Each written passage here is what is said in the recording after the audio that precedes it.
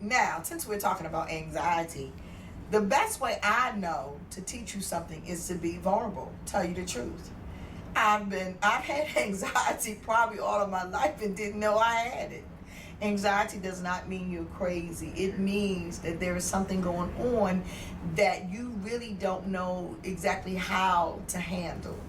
And certain situations makes you anxious or makes your anxieties rise. That's all it means. It's like when you meet that first lover, that person that you're meeting for the first time, but you have a sense of attraction to them, and then you wonder, are they attracted to me? So you begin to become concerned. You begin to become nervous. Your heart beats fast. Well, that's a form of anxiety. Doesn't mean that you're sick.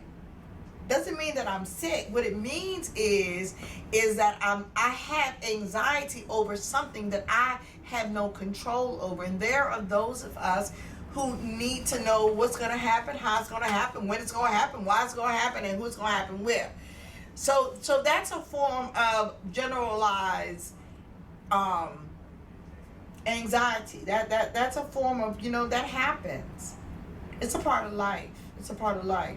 So you say to me, well, Dr. Ketchens, yeah, every time I go, my son or daughter says, let's go camping because I have a fear of snakes, then I'm having anxiety. Yeah, you are. Because you want to be with your family. You want to take your children camping, but you don't want to deal with the snakes. You don't even know if snakes are there. But because of what you perceive to be there, you feel some kind of way emotionally. Your heart starts beating faster the closer you get to the park. You become overwhelmed, like, oh my God, I really got to do this. I got to take them to the park. What if there's snakes? You don't know if there's snakes or not, but you become, your breathing changes, your anxiety, your level raises. You're not as calm as you would normally be because something has taken you out of your normal surroundings. It's placed you in a place where your fear now supersedes that which is your desire. You desire to take the kids to the park. You want to have a camping weekend. But because you're scared of snakes, you don't want to go, but you already said yes to the kids. That adds on another form of stress. Anxiety can be very stressful. But what I want you to know is that everybody has some form of anxiety about something. It could be about whether you're pleasing your husband or you're pleasing your wife. It could be about money. Money is a big consequence of anxiety because you got to pay a bill. I don't care if you make $5 an hour or you make $25 an hour. Whatever you make, and you still need more. That right there can make you anxious. That right there gives you anxiety. That alone will help you feel like, oh, wow, wait a minute. I worked all week and this is all I get.